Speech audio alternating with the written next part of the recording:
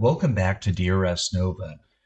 Earlier, we looked at our DRS tool with inside of Nova, but now we're going to look at the debris tool, which we call Shine. We actually have two tools inside of our debris filter tool. One is an autofilter, which can work on white debris or black debris, or even use an alpha channel, just like Shine. The only difference is this autofilter is fast and can sometimes be heavy-handed in terms of its debris removal. So you may need to go back and do a manual cleanup pass using autofilter to correct for where the autofilter was a bit more aggressive. Shine has a similar ideology in terms of the way it goes after debris, but it's more like a surgical knife, a scalpel, if you would, where it can actually look at the white debris, dark debris within a sequence, and not be as heavy-handed as, say, the autofilter. However, the trade-off is time.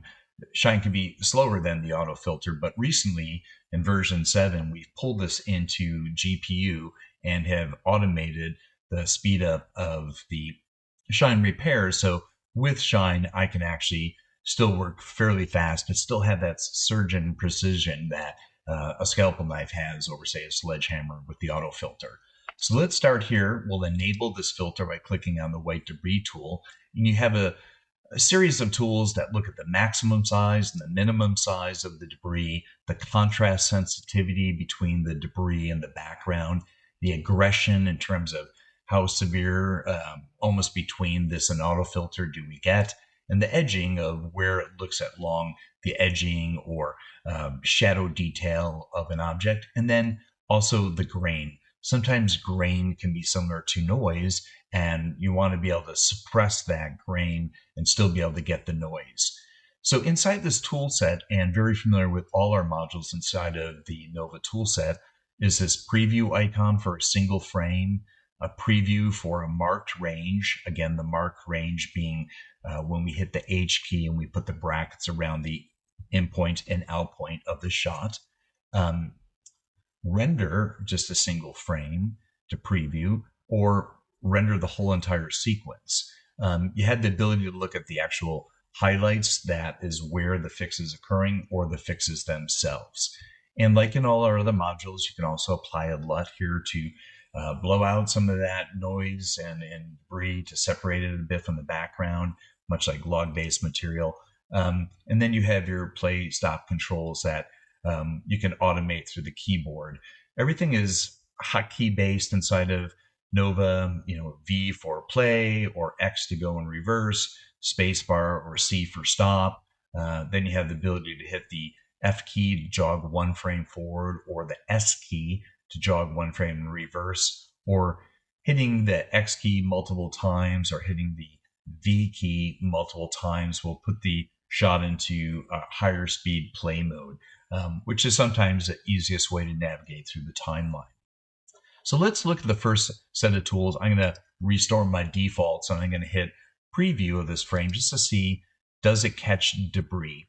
And certainly it's catching debris. I can see here on these shots, if I hold down the G key here, you can, or the process key here, you can actually, with the T key here, it'll allow me to toggle on and off my fix. Now, I'm getting, some of these obvious items here, but it's also bringing up this edging here, which is not an artifact. It's just a contrast sensitivity on that. So I'm going to lower this down to around 10 here and do my preview again.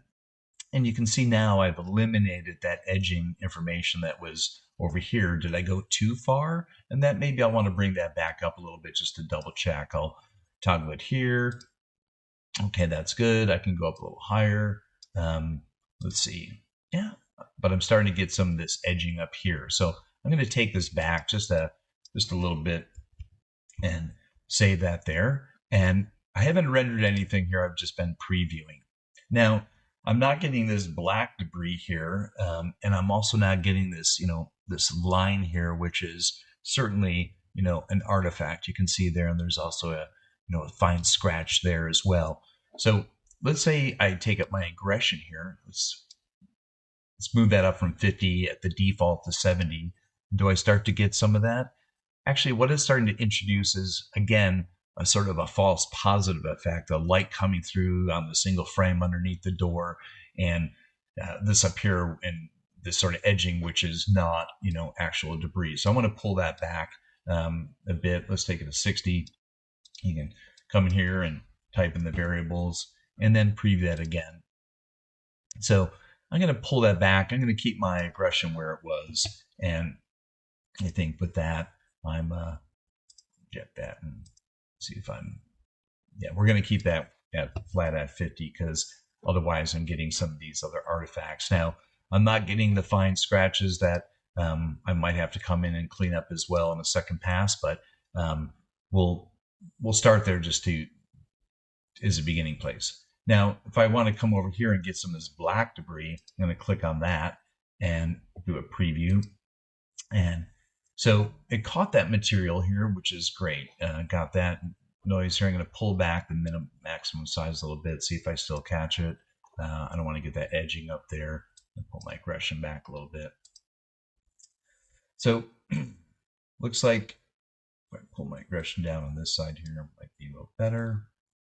Yeah, overall, let's go down a couple of other frames here and see what we're getting here on these shots.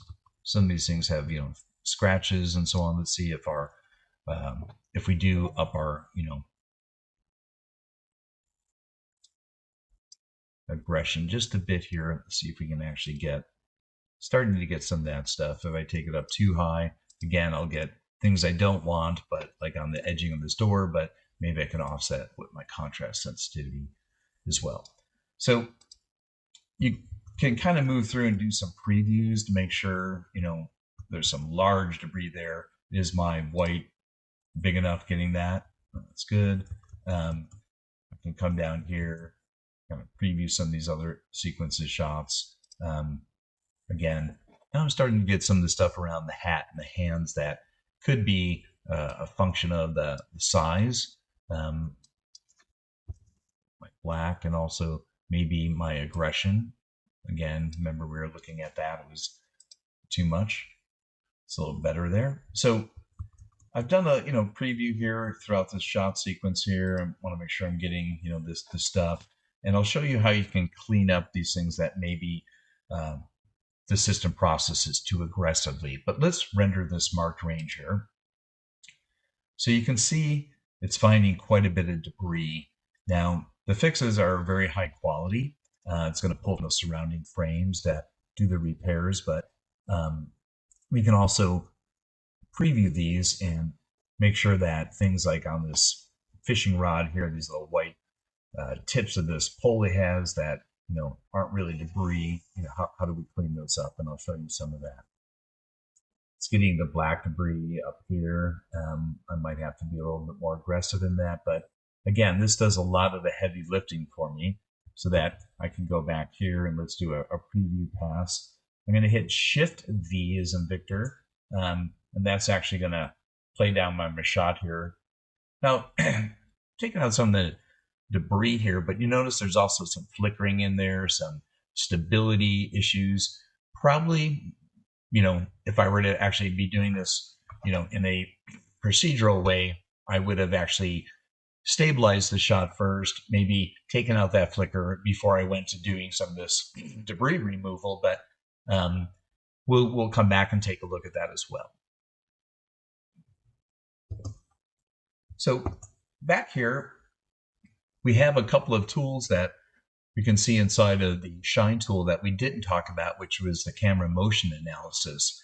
This is a powerful sequence that coming up here, you can see now I've clicked on the motion tab and I see this timeline of all these lines going through. What does this represent? This is the motion segment of each particular shot on my entire reel, showing me the static, low motion, and high motion camera movement.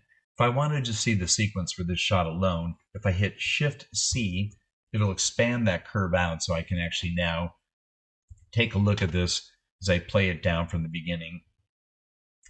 The green is low motion, or static motion, excuse me. Yellow is low motion. Red is high motion as the camera pans here. Again, some low motion, static lock off, a little bit of low motion, and then more static. So using that tool set here, I can actually take this camera motion analysis data and actually utilize it for things like motion stabilization. So we have a tracking tool, which is typically what you would do for stabilization is track the shot.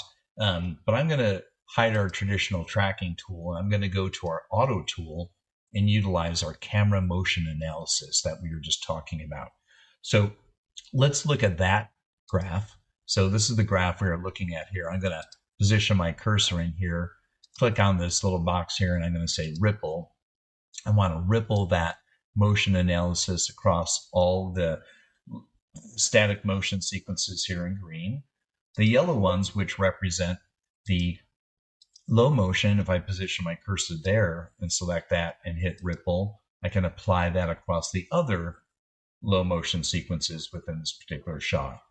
Now in the high motion sequence here, I actually don't want to enable that. In fact, I just want to lock it off for any changes. Why?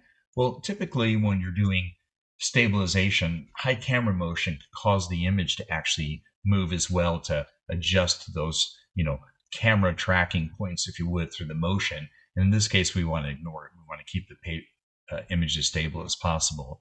So now what I'm going to do is I'm going to render this marked range here, and it's actually going to do two things. It's going to first do the actual tracking analysis using that camera motion analysis information, and then it'll actually apply that in the render.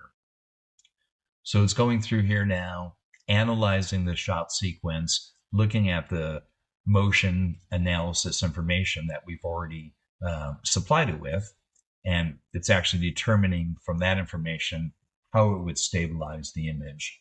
And actually, when it's done with this analysis, it then goes back and renders it, applying that data in real time.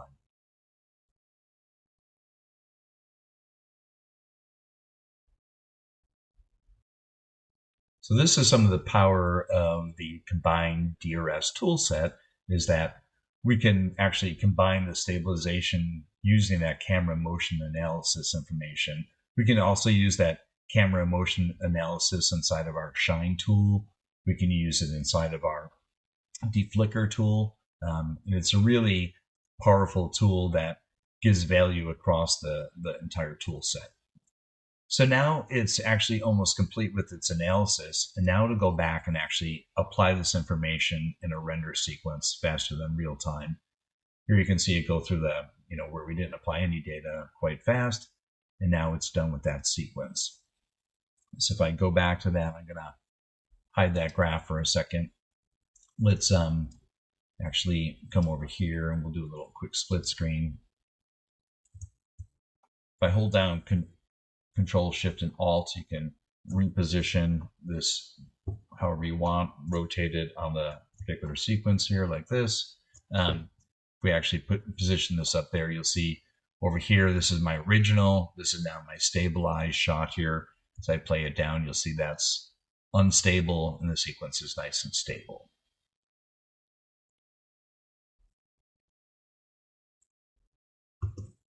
So this is a useful tool set, again, going into using my SHINE tool now, where I can actually have that stabilized image. I can also utilize that information here when applying it, so I get a much better analysis of where my debris is in sequence to the motion of the shot. So let's play this one down now. So some debris, but not as dirty as it was initially. If I hit the W key, I can see the fixes with Shift W. And in here, I can now, let's go back to the sequence here, go through this, and you can see as I'm stepping through where the actual repairs have been done. And sometimes it's a useful tool to actually then go, okay, well, it almost got this scratch here, but not the entire scratch. So I'm going to go in here, draw a box over there, and draw a box over this guy, and get the rest of that scratch that I couldn't actually, easily repair before. Here's another sequence here. I'm going to do that. Now, if you notice the handle of this door coming in there is not really debris. It's just the fact that the gentleman's hand is on the door and light's hitting it in a single frame. So the algorithm thought, that could actually be debris, but it's not. So I can right click over that region and bring it back. This is the same with that edge set up there. I'm going to fix that one here. So you can now kind of use the debris tool as a very quick way to actually clean things up, but then come in here and using right and left mouse buttons, you can actually restore and or continue to repair on fixes. And I find this is actually the way I prefer to work with the tool, so I can actually quickly get through shots and sequences, with a high quality of restoration, repair level, and QC quality. So that is the debris tool combined with DRS Nova that really provides a quick and powerful way to do shot restoration. Thank you.